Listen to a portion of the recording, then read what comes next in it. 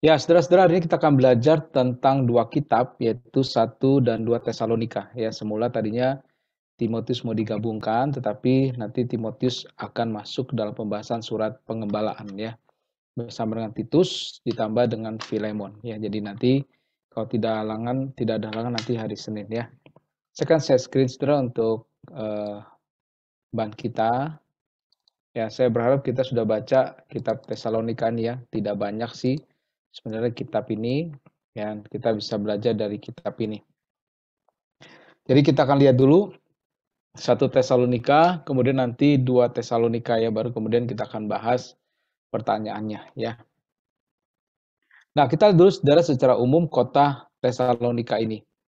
Nah, kota Tesalonika itu didirikan itu sekitar tahun 315 sebelum Masehi oleh Kasender. Ya, jadi kota yang sebenarnya ada sejarahnya ya, dan memang ini peninggalan, ini ada kotanya pada masa itu, zaman dulu ya. Nah, kota ini didirikan oleh Kasender. Nah, ini menjadi salah satu kota yang penting, terletak di Via Egnatia, jalan raya menuju ke timur ya. Nah, nanti kita akan lihat petanya dalam di posisi di mana Tesalonika ini. Nah, kota Tesalonika ini adalah ibu kota dari Makedonia. Yang kita tahu bagaimana Paulus dan Silas itu diutus oleh Tuhan ke Makedonia. Nah, kota Tesalonika menjadi ibu kota daripada Makedonia ini. Nah, kota ini sudah memiliki sistem pemerintahan sendiri dengan para pejabat yang disebut dengan politak, begitu ya. Artinya ini sebuah kota yang penting, kota pemerintahan juga, dan kota yang artinya cukup besar ya. Nah, kota ini juga terletak di pantai, sehingga tidak heran kota ini menjadi kota pelabuhan dan pusat perniagaan. Kalau sudah perhatikan rata-rata kota yang di pinggir pantai itu menjadi kota yang maju pesat. Karena kebanyakan kota di pinggir pantai itu ada pelabuhan dan biasanya di pelabuhan itu banyak perdagangan ya. Sebelum dia masuk ke kota lebih lanjut lagi, tetapi di pinggir atau pantai itu biasanya menjadi kota-kota yang maju ya. Kalau di Indonesia kan kita tahu seperti Jakarta sendiri, Surabaya, Cirebon, gitu ya, Semarang, itu kota-kota yang di pinggir pantai dan itu kota-kota yang maju pesat. Nah, mayoritas dari penduduk itu adalah bangsa Yunani atau Romawi yang bukan Yahudi. Tetapi di kota ini juga ada koloni atau komunitas Yahudi dengan dibuktikan adanya rumah ibadat Yahudi ya. Jadi mayoritas jelas orang-orangnya adalah bukan orang Yahudi tapi orang Yunani ya atau Romawi. Nah, tapi juga ada sebagian kecil itu adalah komunitas orang-orang Yahudi. Nah, jadi ini membuktikan bahwa orang-orang Yahudi juga terdiaspora, artinya terpencar kemana-mana ya, sehingga kita tahu ketika hari Pentakosta itu banyak orang datang ke kota Yerusalem untuk mengadakan hari raya pada waktu itu ya, Jadi mereka datang dan di situ kita lihat bagaimana Pentakosta turun dan banyak orang mendengar para murid itu di dalam bahasa mereka. Nah, inilah dikatakan di mana-mana ada orang-orang Yahudi, saudara ya. Nah, kita saudara jemaat Tesalonika itu sendiri. Nah, jemaat Tesalonika ini didirikan oleh Paulus pada saat perjalanan misi yang kedua bersama dengan Silas. Jadi ini memang panggilan Paulus ketika Roh Kudus bersuara memanggil mereka untuk pergi ke Makedonia dengan ada penglihatan orang-orang dari Makedonia yang berkata, datanglah ke tempat kami, datanglah kepada kami. Ya, sehingga mereka pergi ke Makedonia dan termasuk di Tesalonika ini. Jadi dalam perjalanan misi inilah mereka yang kedua ini mereka pergi ke Tesalonika. Nah, pada saat itu orang-orang Yahudi mengadakan kekacauan ya sehingga Paulus dan Silas harus pergi ke Berea. Kalau sudah membaca di dalam Kisah Para Rasul pasal yang ke-17 ya. Di situ bagaimana Paulus tiba di Tesalonika pasal 17 kemudian terjadi keributan di dalam pasal 17 ayat 5 sampai ayat yang ke-10. Ini biasanya disebabkan karena mereka orang-orang Yahudi sangat membenci Paulus karena Paulus bertobat, kemudian Paulus malah melawan ya orang-orang Yahudi, malah memberitakan tentang Kristus. Sehingga kemanapun Paulus pergi, maka orang-orang Yahudi selalu mengadakan kekacauan. Ya, mereka selalu di sini kalau kita lihat ayat yang kelima, tetapi orang-orang Yahudi menjadi iri hati dan dengan dibantu oleh beberapa penjahat dari antara petualang-petualang di pasar, mereka mengadakan keributan dan mengacau kota itu. Bayangkan saudara ya, ini catatan di 1 Korintus 17. Bayangkan sampai orang Yahudi ini berkelompok dengan preman-preman.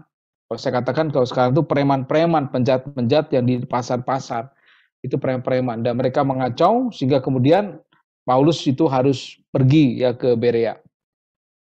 Nah, jemaat Tesalonika sebelumnya adalah penyembah berhala yang bertobat dan percaya kepada Tuhan Yesus. Ya, ini dari catatan yang disampaikan Paulus kepada mereka, bagaimana kehidupan mereka yang sebelumnya adalah penyembah berhala, tetapi sudah percaya kepada Tuhan Yesus. Ya, ini penyembah berhala itu pasti kepada dewa-dewa ya yang Romawi.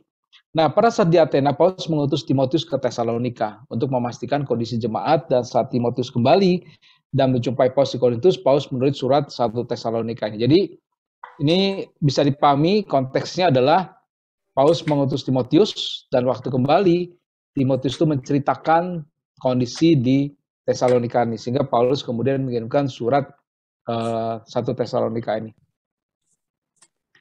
Nah, ini surat petanya ya. Petanya kita bisa lihat peta dari perjalanan Paulus yang kedua. Kalau sudah perhatikan ya. Jadi kalau sudah perhatikan dari perjalanan Paulus kedua itu yang ungu yang ini ya. Jadi kalau perhatikan ini dari Yerusalem naik ke atas ke Antioquia, kemudian ke Tarsus nomor 8 11 Listra, kemudian ke Antioquia ini nomor 15, kemudian naik ke ini kan ke Makedonia di sebelah sini ya. Jadi di sini langsung ke Asia lewat dan di sini ke nyebrang ya dari Troas nyebrang ke Filipi. Jadi ini Makedonia itu daerah kota-kota Makedonia adalah Filipi, Tesalonika, di sini juga Berea, dan kemudian ada Korintus juga ya. Jadi kita lihat dari Filipi ke Tesalonika, kemudian ke Berea, dan kemudian mereka ke Athena ke Korintus ya, baru kemudian kembali ya ke Yerusalem. Nah, jadi disinilah kita lihat bagaimana Paulus dan Silas mengunjungi kota Tesalonika. Ya, jadi ini Makedonia dan pasti karena ini cukup besar Makedonia, maka kota Tesalonika juga menjadi kota yang besar. Ya. Nah, masalah apa yang terjadi di jemaat Tesalonika? Artinya kenapa Paulus sampai kirim surat tentang kepada jemaat Tesalonika ini? Yang pertama, saudara, di situ ada tekanan dari orang-orang Yahudi. Ya, kalau sudah perhatikan di dalam 14, sebab kamu tahu saudara-saudara telah menjadi penduduk jemaat-jemaat Allah di Yehuda, jemaat-jemaat di dalam Kristus Yesus, karena kamu juga telah menderita dari teman-teman sebangsamu segala sesuatu yang mereka derita dari orang-orang Yahudi. Jadi kita bisa lihat bagaimana orang-orang ini, saudara, menjadi mengacaukan kondisi yang ada pada masa itu, sehingga kita bisa lihat ini yang terjadi pada waktu itu ya, dikatakan sebab kamu saudara-saudara telah menjadi penduduk jemaat-jemaat Allah di Yudea, jemaat-jemaat di dalam Kristus Yesus, karena kamu juga telah menderita dari teman-teman sebangsamu segala sesuatu yang mereka derita dari orang-orang Yahudi ya. Jadi sekali lagi ini tidak mudah kalau kita perhatikan ya. Jadi ini menjadi tantangan yang dihadapi oleh jemaat di Tesalonika ini. Yang kedua adalah masalah percabulan, yaitu dalam pasal 4 ayat yang ketiga. Karena inilah kehendak Allah pengudusanmu, yaitu supaya kamu menjauhi percabulan. Nah, mungkin saja begitu ya, karena konteksnya ini situasi yang pada bangsa Yunani atau Romawi itu banyak kehidupan yang memang bebas begitu ya. Nah, kalau kita perhatikan ayat yang keempat dikatakan begini, 45 ya. Supaya kamu masing-masing mengambil seorang perempuan menjadi istrimu sendiri dan hidup di dalam pengudusan dan penghormatan. Bukan dalam keinginan hawa nafsu seperti yang dibuat oleh orang-orang yang tidak mengenal Allah. Dan supaya dalam hal ini orang jangan memperlakukan saudaranya dengan tidak baik atau memperdayakannya. Karena Tuhan adalah pembalas dari semuanya itu. Ini seperti yang telah kami katakan dan tegaskan dahulu kepadamu. Jadi di sini jelas sekali bagaimana orang Tesalonika ini jemaat Tuhan tidak boleh sama dengan orang-orang sekitarnya. Nah, kelihatannya ada jemaat yang ternyata sudah percaya tapi masih hidup seperti orang-orang yang tidak percaya Tuhan. Ya, sehingga Paulus tegur beberapa jemaat di kalangan. Kemudian juga punya persoalan tentang kematian. Ya, makanya ini ayat yang sering dibacakan, direnungkan di dalam konteks kedukaan. Ya, kalau sudah kedukaan biasanya seringkali yang hamba Tuhannya membacakan dan menjelaskan atau membawa renungan dari 1 Tesalonika 4, 13-18 ini. Ini bicara tentang kedatangan Tuhan. Jadi di sini Paulus melihat bahwa mereka yang mengalami kematian itu seperti tidak punya pengharapan. Karena mungkin dipengaruhi dengan ajaran pada masa itu, bahwa tubuh ini adalah tubuh yang jahat, dan tubuh itu artinya setelah mati tidak ada kebangkitan. Sehingga Paulus kemudian bicara bagaimana setelah orang meninggal itu tinggal bersama dengan Tuhan, sudah bersama dengan Tuhan. Ya, dan ada pengharapan, bahkan ada kebangkitan tubuh yang baru. Sehingga tema besar dari Tesalonika sebenarnya bicara tentang penantian akan kedatangan Tuhan Yesus yang kedua kali, waiting for Christ. Ya, jadi ini yang menjadi tema utama. Kalau sudah lihat juga dalam 2 Tesalonika juga ini nada yang hampir sama. Kemudian juga muncul penganiayaan gitu ya dalam konteks jemaat ini, terutama ini kan kita lihat di dalam 2 Tesalonika 1-35, 3-5. Jadi di situ bagaimana diungkapkan bagaimana penderitaan mereka ya menghadapi penganiayaan. Kalau sudah baca dalam 2 Tesalonika ayat pertama, pasal pertama 3-5 berkata demikian. Kami wajib selalu bersyukur kepada Allah karena kamu saudara-saudara, dan memang patutlah demikian karena imanmu makin bertambah dan kasihmu seorang akan yang lain makin kuat di antara kamu. Sehingga dalam jemaat-jemaat Allah kami sendiri bermegah tentang kamu karena ketabahanmu dan imanmu dalam segala penganiayaan dan penindasan yang kamu derita. Suatu bukti tentang adilnya penghakiman Allah yang menyatakan bahwa kamu layak menjadi warga kerajaan Allah, kamu yang sekarang menderita karena kerajaan itu. Ya, di sini Paulus memberikan penguatan, penghiburan bagi mereka, doa bagi mereka, dan bersyukur di tengah penganiayaan ini mereka tidak tinggalkan Tuhan. Ya. Nah, persoalan apa lagi saudara? Pemahaman yang salah tentang parousia, kedatangan Tuhan. Sehingga sebagai jemaat itu tidak mau kerja dan meresahkan jemaat lainnya. Itu pasal 3-6. Jadi Paulus bicara tentang berdoa dan bekerja.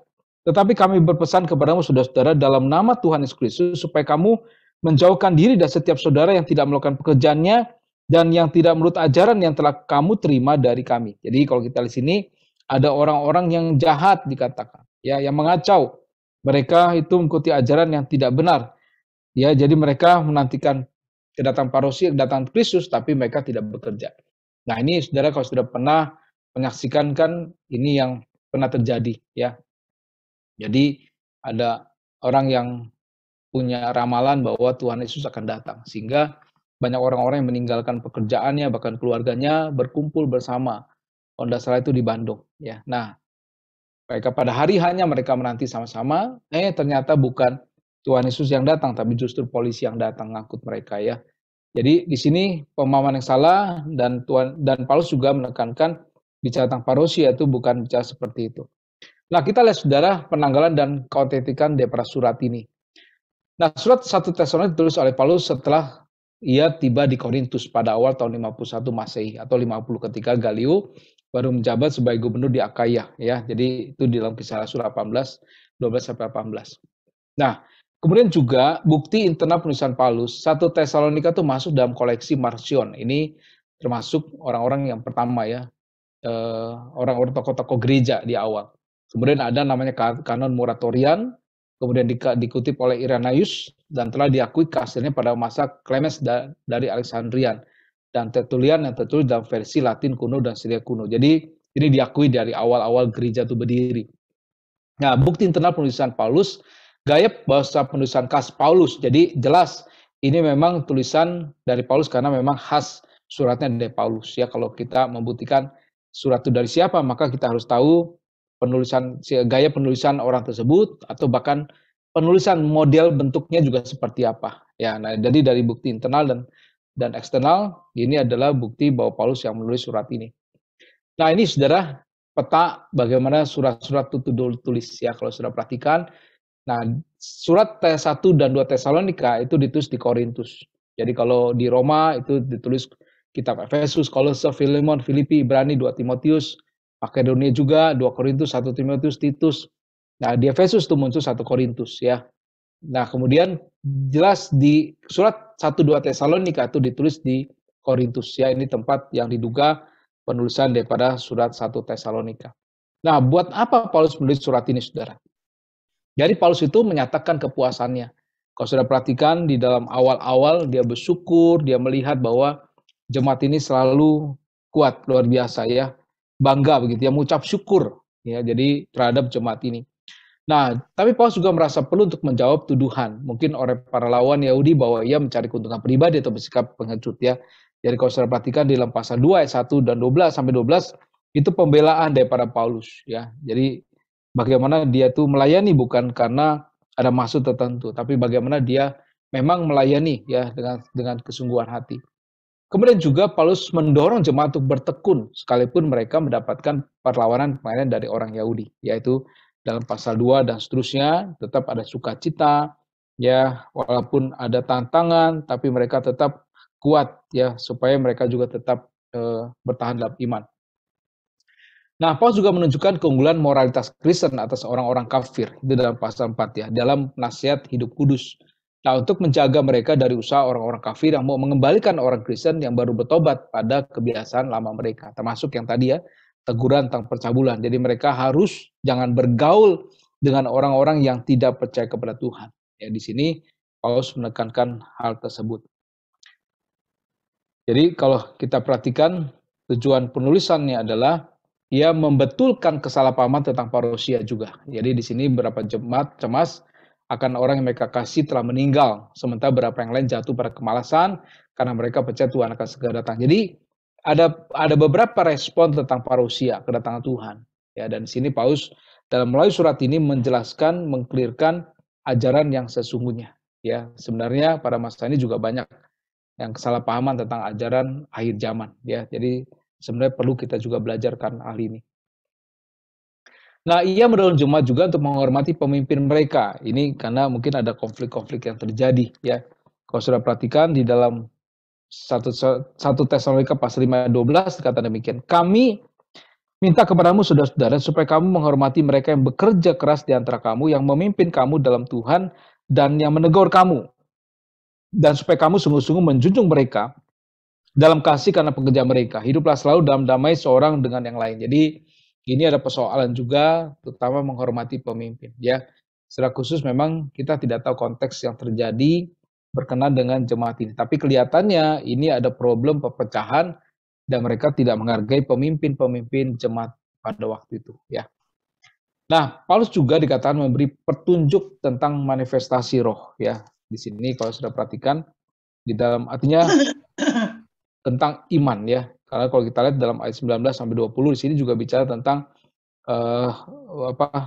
roh, bicara tentang nubuat-nubuat dan segala macam. Karena pada waktu itu juga mungkin ada hal-hal yang tentang karunia karena supranatural yang perlu dibereskan begitu ya.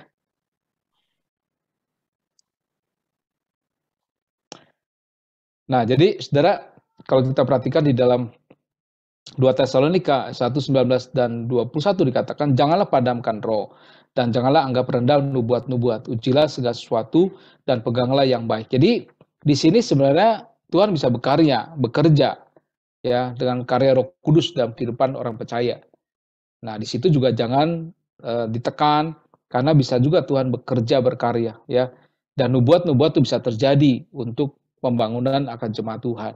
Tetapi ya ketika lihat nada artinya harus memperhatikan akan hal ini, tetapi juga tetap Paulus menjaga kemurnian daripada manifestasi akan roh itu. Ya makanya dikatakan ujilah segala sesuatu dan peganglah yang baik. Ujilah itu artinya bicara kembali kepada firman Tuhan. Ya kemudian apa maksudnya? Apa tujuan dibalik itu? Jadi ketika kita zaman sekarang ini saudara ya, kalau sudah bicara tentang ada orang mengatakan nubuat, kemudian juga ada orang-orang tertentu yang memanifestasikan roh dan segala macam, bisa mengerti memahami, maka perlu sekali lagi dikatakan harus diuji begitu ya, diuji akan hal ini ya, diuji. Jadi tidak sembarangan kita menghakimi begitu ya, itu dari setan lah segala macam, tapi tidak juga dengan mudah kita terima dan itu harus diuji melalui firman Tuhan dan kalau itu benar dari Tuhan maka itu dipegang. Ya, kata firman Tuhan, peganglah yang baik. Nah, kita lihat garis besar daripada surat ini saudara ya. Jadi, kita lihat tema surat dulu ya. Nah, tema surat saudara dalam bagian ini adalah bicara tentang, yaitu bicara tentang Injil yang disampaikan ya. Jadi Injil tentang karya Tuhan dan Kristus itu sendiri. Ya, kalau kita perhatikan dalam 1 Tesalonika 1 ayat 5 dikatakan, sebab Injil yang kami beritakan bukan disampaikan kepada kamu dengan kata-kata saja, tapi juga dengan kekuatan oleh Roh Kudus dan dengan suatu kepastian kokoh. Jadi ini bicara tentang Injil. Temanya adalah pertama itu ya Injil yang disampaikan. Nah, kemudian yang kedua juga bicara tentang perubahan hidup. Ini penting, saudara. Jadi di sini Paulus melihat bagaimana ada perubahan hidup yang terjadi akibat Injil Kristus. Termasuk jemaat ini adalah penyembah berhala, tapi karena mendengar Injil maka mereka berubah. Jadi ini menjadi tema yang penting di dalam 1 Tesalonika ini. Nah, kemudian juga saudara bicara tentang ciri pelayan yang baik begitu ya. Dan di sini menunjukkan bagaimana Paulus yang melayani begitu ya, contoh sebagai ibu, bekerja siang malam, bapak yang menasihati dan selanjutnya. Jadi bagaimana digambarkan melalui jemaat dan melalui bagian surat ini ada ciri pelayan Kristus yang baik begitu ya, jemaat yang betul-betul dilayani dengan contoh seorang ibu begitu ya, ada gambaran seorang ibu, kemudian gambaran pekerja, ada gambaran bapak begitu ya. Jadi lengkap. Bapak yang menasihati, yang menguatkan, ibu yang mengasuh dan merawat. Dan ini seperti proses pengembalaan ya. Jadi sebagai seorang gembala yang baik itu betul-betul memperhatikan jemaatnya, sebagai pelayan juga bagaimana kita memperhatikan jemaat Tuhan. Nah, ini menjadi tema juga salah satu yang pokok, yaitu bicara tentang kedatangan Tuhan atau parousia. Ya, kalau sudah perhatikan, ini menjadi tema yang penting di dalam surat 1 Tesalonika ini. Ya, dan ini menjadi tema yang penting juga bagi kita. Nah, saudara, yang menarik adalah sebenarnya jemaat pada waktu itu sangat-sangat mendesak sekali akan kedatangan Tuhan. Jadi ketika mereka diberitakan bahwa Tuhan akan datang, maka bagi mereka itu bukan panjang seperti kita gambarkan ya. Jadi kalau sekarang ini kan sudah 2000 tahun yang lalu. Nah, mereka itu masih sekitar tahun 100-an ya, 100, 200. Jadi dan kalau kita lihat itu kan masih sekitar di bawah 100 tahun lah ya kalau kita perhatikan dari Tuhan Yesus datang, kemudian Tuhan Yesus mati bangkit, itu dalam usia 33 begitu ya, itu kira-kira tahun 30-an. Kemudian juga murid-murid Tuhan Yesus melayani, itu surat-surat ditulis sekitar tahun 50-an. Artinya apa, ini sekitar mereka hidup dalam tahun 50-an. Nah, mereka itu menggambarkan bahwa Yesus akan cepat datang. Ya, sehingga tidak heran dalam surat 1 Petrus, maka dia mengatakan, mengejek, mana katanya Tuhanmu datang, begitu ya, ada orang-orang yang mengejek demikian. Nah, jadi ternyata Tuhan Yesus masih memberikan kesempatan, banyak orang itu bertobat. Kenapa Tuhan Yesus belum datang kedua kali? Karena memang masih memberikan kesempatan bagi orang yang belum bertobat.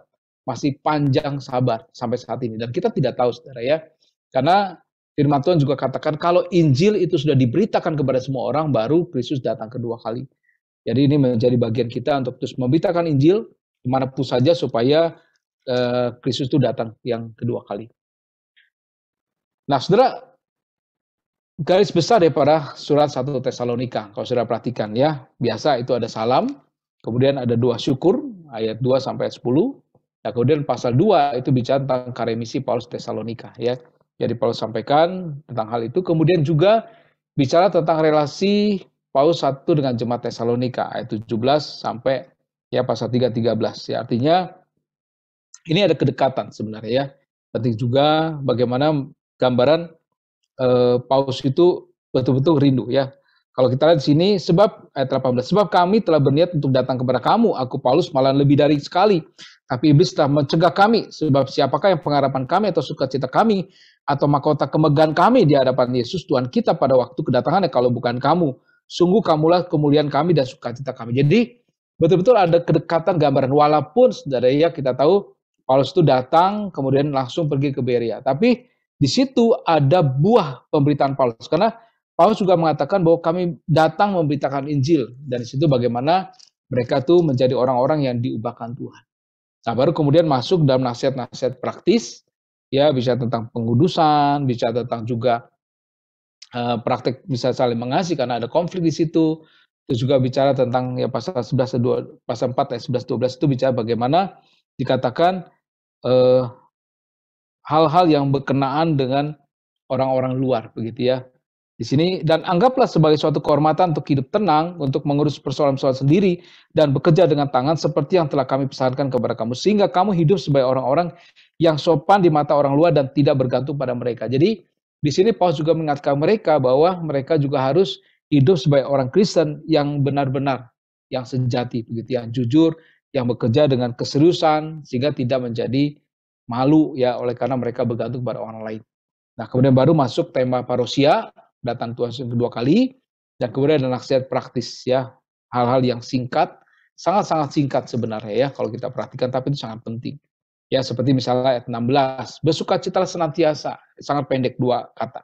Kemudian 17, tetaplah berdoa, sangat singkat, tapi jelas nasihatnya. Kemudian mengucap syukurlah dalam segala hal, sebab itulah yang dikehendaki Allah dalam Kristus Yesus dan bagi kamu. Ya, kemudian janganlah padam roh, dan sangat-sangat singkat, tapi itu nasihat-nasihat praktis sangat penting untuk disampaikan kepada jemaat Tesalonika ini. Nah, baru kemudian kesimpulan atau salam, ya di sini juga bagaimana Paulus juga rindu untuk selalu ingin dekat dengan mereka, dan dia juga minta doa dari mereka supaya juga tetap mereka pasti ya supaya kuat teguh di dalam melayani Tuhan ya. Nah, ini sebenarnya gambaran, ini diambil dari gambaran tentang apa dari video singkat ya. Ini gambaran bagaimana gambaran dari 1 Tesalonika ya. Di sini pasal pertama dibagi menjadi 2, pasal pertama sampai pasal 3, kemudian pasal 4 sampai 5 ya. Tapi ini tentang jemaat Tesalonika, bagaimana bicara tentang kekudusan, kasih, harapan masa depan ya. Jadi bicara bagaimana mereka juga harus hidup kudus, dan juga ada kasih, dan juga bicara tentang kebangkitan ya. Ini gambar ilustrasi dari kitab 1 Tesalonika ini ya. Nah, teologi saudara, kalau kita belajar teologi secara singkat itu bicara tentang Allah ya. Jadi Allah yang memanggil menjadi orang kudus. Nah, kemudian juga tentang Kristus, Yesus sudah mati bagi kita dan menyelamatkan manusia berdosa. Nah, pengudusan, sanctification sangat penting sebagai proses bagaimana orang-orang percaya itu bukan hanya diselamatkan tapi dikuduskan ya. Di sini juga bicara tentang kedatangan Tuhan Yesus yang kedua kali ya, doktrin akan hal ini. Kemudian yang terakhir adalah bicara tentang kebangkitan tubuh dalam pasal yang keempat ya. Jadi orang-orang yang percaya kepada Tuhan itu akan dibangkitkan ya. Nah, saudara, kita langsung dalam surat 2 Tesalonika. Nah, saudara, surat 2 Tesalonika ini kita lihat penanggalannya kapan ditulis. Nah, ini kembali surat ini ditulis setelah surat yang pertama ya. Jadi hampir pasti mendahului kunjungan Paulus berikutnya ke Tesalonika ya. Nah, surat ini kemungkinan ditulis kurang waktu 51 sampai 52 ya tahunnya ya. Nah, di sepanjang periode ini Korintus merupakan satu-satunya tempat Paulus bertemu dengan Timotius dan Silas, dan dapat disimpulkan 2 Tesalonika ditulis di Korintus ya, karena Timotius kembali dari Tesalonika melaporkan kepada Paulus, dan Paulus kembali menulis surat ini. Nah, bukti eksternal adalah surat 2 Tesalonika ini itu masuk dalam kanon Marcion. Daftar Muratorion disebut juga Irenaeus, dikenal oleh Ignatius, Justin Martin, dan Polycarpus. Jadi surat ini sudah biasa dipakai. Yang ini kembali ditampilkan untuk peta penulisan ya yang tadi sudah ditulis disampaikan. Nah, tujuannya apa saudara? Surat tulis 2 Tesalonika ini disampaikan. Nah, yang pertama adalah memberikan tekanan kembali kepada hal-hal yang pernah dibahas dalam surat Tesalonika, yaitu bicara tentang parousia, bicara tentang kemalasan, dan selanjutnya ya. Makanya itu lagi tentang bekerja, kemudian juga tentang kedatangan Tuhan, kedurhakaan, segala tanda-tanda yang terjadi di pada masa akhir zaman. Nah, kemudian juga memberikan penjelasan berkenaan dengan parousia supaya jemaat tidak salah memahami terkhusus adanya surat yang diduga oleh Paulus, ada surat Paulus yang memakai namanya ya. Dan pasal 22 dikatakan supaya kamu jangan lekas bingung dan gelisah, baik oleh ilham roh maupun oleh pemberitaan atau surat yang dikatakan dari kami seolah-olah hari Tuhan telah tiba. Jadi ternyata ada orang yang menulis surat memakai nama Paulus ya. Ini yang bahayanya begitu ya. Dan mereka bisa tergoda percaya akan hal ini. Sehingga Paulus mengatakan, janganlah kamu memberi dirimu disesatkan orang dengan cara yang bagaimanapun juga. Sebab sebelum hari itu haruslah datang dahulu murtad, dan haruslah dinyatakan dalam mereka durhaka yang harus binasa. Itu lawan yang mendirikan diri di atas segala yang disebut atau disembah sebagai Allah. Bahkan ia duduk di bait Allah dan maupun nyatakan diri sebagai Allah. Jadi ini kalau menunjuk seperti ini, Paulus menunjuk kepada yang namanya antikris. Ya. Antikris yang katanya begitu ya, konon dalam bagian ini kan dikatakan orang yang berkuasa, bahkan yang ada di bait Allah. Artinya apa? Menjadi lawan yang benar-benar pihak yang menyangkal atau melawan daripada kekristenan itu sendiri, Kristus itu sendiri ya. Nah, kita lihat garis besarnya saudara di dalam 2 Tesalonika ini. Nah, dalam salamnya Paulus itu menyebut Silvanus dan Timotius ya. Silvanus itu adalah kepanjangan dari Silas ya. Jadi di sini ini disebutkan rekan pelayanannya dan juga salam dari Paulus, Silvanus, Timotius kepada jemaat orang-orang Tesalonika di dalam Allah Bapa kita dan di dalam Tuhan Yesus Kristus ya. Salam biasa. Kemudian ucapan syukur. Di sini ucapan syukur bagaimana mereka walaupun ditindas mereka tetap beriman kepada Tuhan. Nah, baru kemudian bicara tentang penghakiman Allah dalam ayat yang kelima ya. Kemudian sampai 10 di sini bagaimana orang-orang yang menindas maka mereka akan mendapatkan pembalasan begitu ya. Kalau kita perhatikan di sini. Jadi dan mengarahkan pembalasan terhadap mereka yang tidak mau mengenal Allah dan tidak mau mentaati Injil Yesus Tuhan kita. Ya, jadi mereka ini akan menjalani hukuman kebinasan selama-lamanya dijauhkan dari Allah Tuhan dan dari kemuliaan kekuatannya. Dan pada hari hanya dikatakannya apabila datang pada hari itu untuk dimuliakan di antara orang-orang kudusnya dan untuk dikagumi oleh semua orang yang percaya sebab kesaksian yang kami bawa kepadamu telah kami percaya. Jadi ini tema yang sangat bicara tentang parousia begitu ya.